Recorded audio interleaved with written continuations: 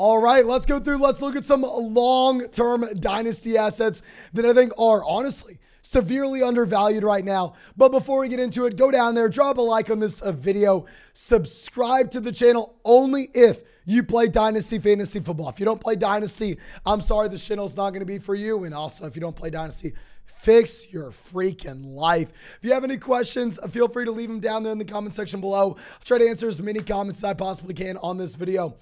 Last but not least, you know this is brought to you by Underdog Fantasy.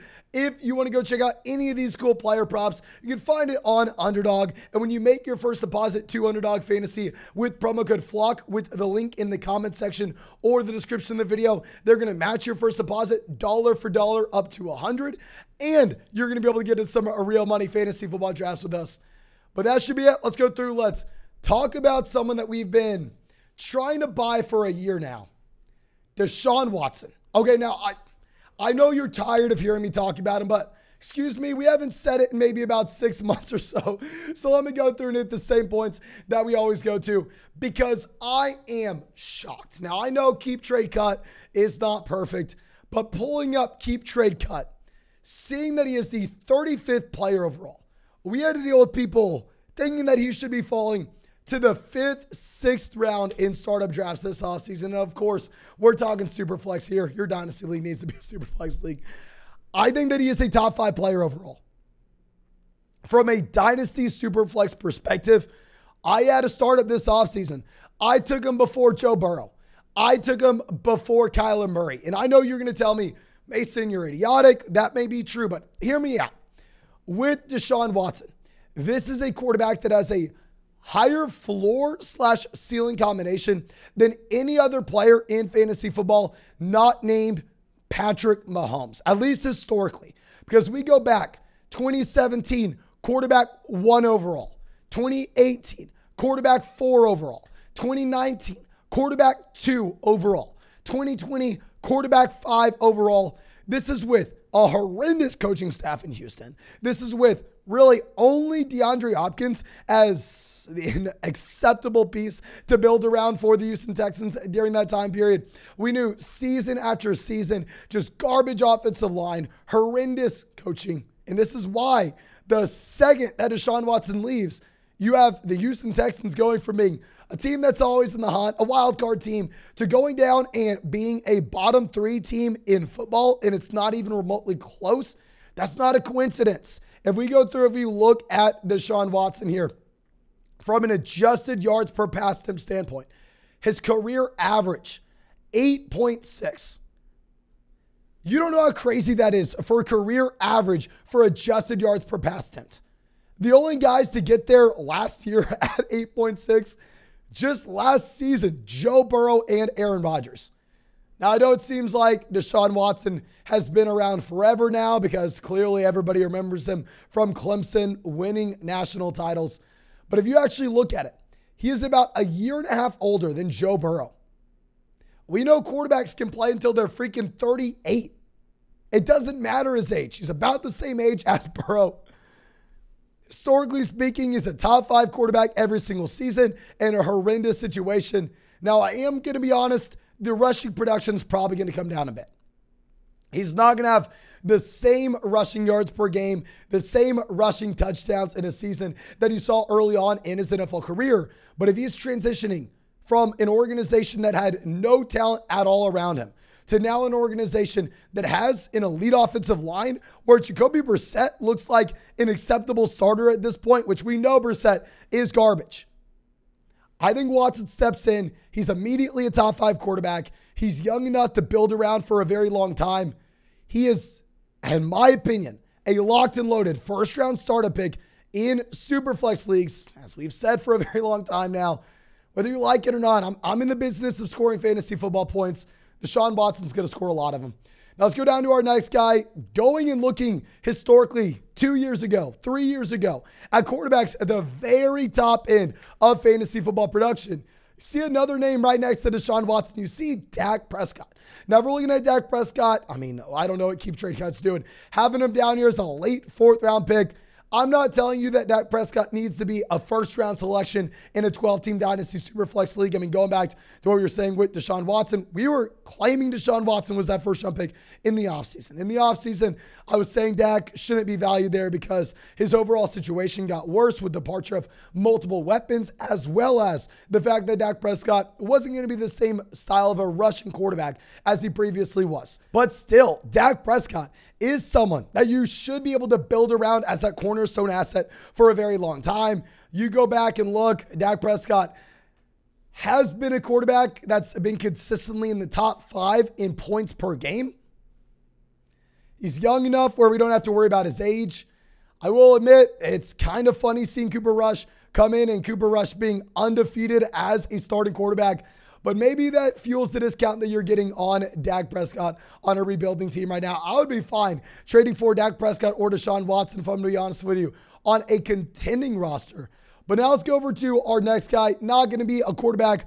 Let's look at A.J. Dillon here. With A.J. Dillon, was not a massive fan of his price coming into the season, if I'm going to be honest. I was thinking, okay, well, before we actually see him get involved in the red zone, before we get him involved in the passing game, hell, it is just a projection.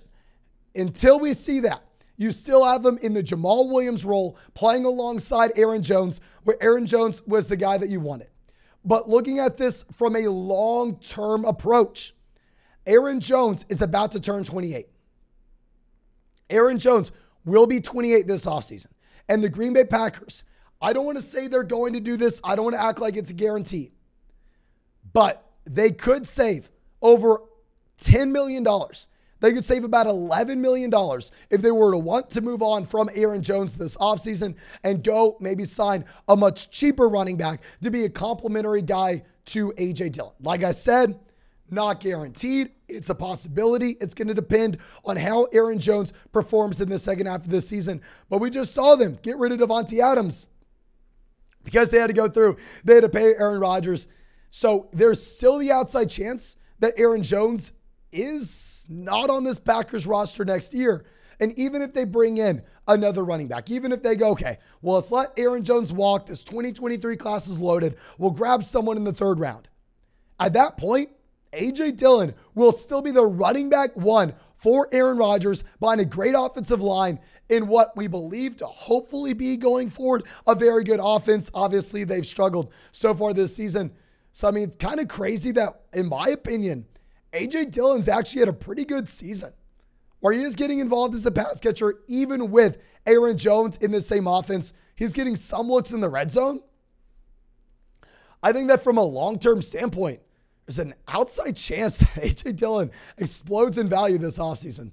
Now, going over to our next guy, I mean, we've been talking about him as a buy low guy for a while now. Calvin Ridley, not too much to say. I mean, I understand that Calvin Ridley was disappointing through the first month that he played last year. Clearly something was going on. I mean, the man had to take the rest of the season off. I have no idea what's going on. I don't want to sit here and make excuses. But if we remember the viewpoint people had on Calvin Ridley that offseason, he was a player that was going at the 1-2 turn in redraft leagues. Now, what would be very interesting is if we are looking at Calvin Ridley here, what happens with this Atlanta Falcons situation going forward? Hopefully, Atlanta just continues to be as bad as they've been over the past 2 weeks. The rest of season, they get Bryce Young, and they bring in a respectable quarterback in this year's NFL draft. They're able to turn this team around, turn this offense around for the long term. But if we are looking at this Calvin Ridley contract, it's not even a guarantee that Calvin Ridley is going to be on the Atlanta Falcons. It's not even a guarantee that he's attached to this horrendous offense this following season. I think there's an outside chance with everything that's happened with the suspension, with this rebuilding team, that maybe Calvin Ridley ends up getting traded, that maybe Calvin Ridley requests. I don't know. There's a lot of speculation. There's a lot up in the air. But if we go back to Calvin Ridley at his time at Alabama, he was an elite level collegiate receiver. He goes to the NFL. And if we look at Calvin Ridley, his last week there in games where he played over 50% of the snaps, he was a top 3 wide receiver in fantasy football. Not saying he's still a top 3, not saying he's still a top 5 guy, but if we're looking at keep trade cut where he's in the similar range to Tyler Algier, Desmond Ridder, Hunter Renfrow, Michael Carter. You could be buying an elite level asset. I'm not saying that's a guarantee, but who has higher ceiling this next season? Hunter Renfrow or Calvin Ridley? My opinion, going to be Ridley. Now going over to our next guy, I mean, he is plummeted down these rankings this year, and he deserves to. Kedarius Tony. With Tony, yes, he's been horrendous. With Tony, had a hard time staying healthy at Florida. With Tony, had a hard time staying healthy his rookie season. Now having a hard time staying healthy this year. And Brian Dable decided, you know what? Week 1, keep in mind, we don't know much, but it looked like Tony was healthy. He's like, hey, man, you mind playing 7 snaps for us? Yeah, your services aren't needed here. We have Sterling Shepard. I don't even want to get into it. Well, now the New York Giants really have nobody at receiver not named Darius Slayton.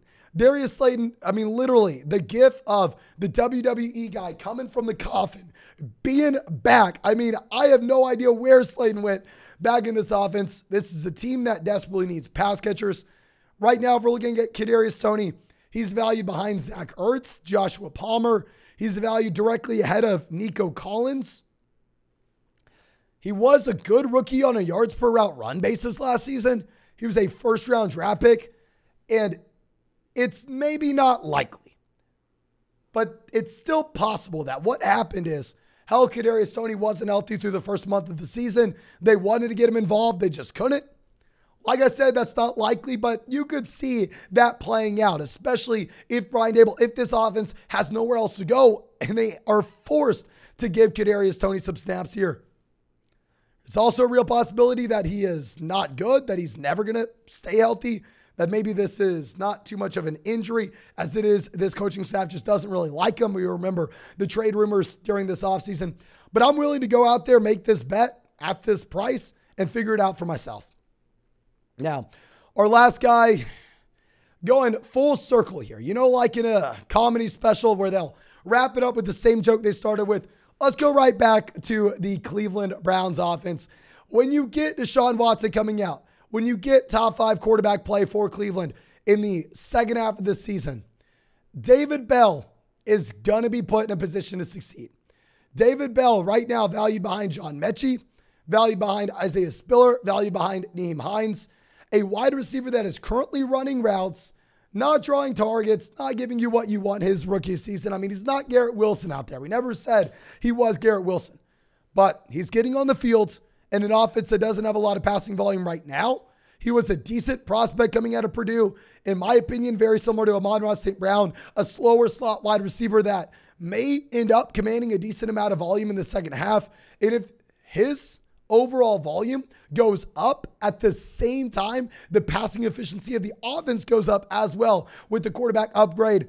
I think that David Bell does have a very high ceiling. If you're looking at these options in Cleveland with long-term contracts, David Bell is one of the very few players, one of the very few receivers that we can say is guaranteed to be Cleveland Browns this next season. Hell, if you can go trade Zay Jones, if you can go trade Donovan Peoples-Jones, if you can go trade Nyheim Hines for David Bell right now on a rebuilding roster, I would really like that. But that's all I got for you. I really hope you enjoyed this video. If you did, go down there, drop a like on it, subscribe to the channel. Like I said, only if you play Dynasty Fantasy Football. If you don't play Dynasty, I'm sorry, this channel is not going to be for you. But that's all I got for you. I do appreciate you. I'm going to try to get you as many Dynasty videos going forward as I possibly can because personally, this is what I enjoy the most. Thank you again. Hope you have a great day, and hope we get to see you with the video later this week.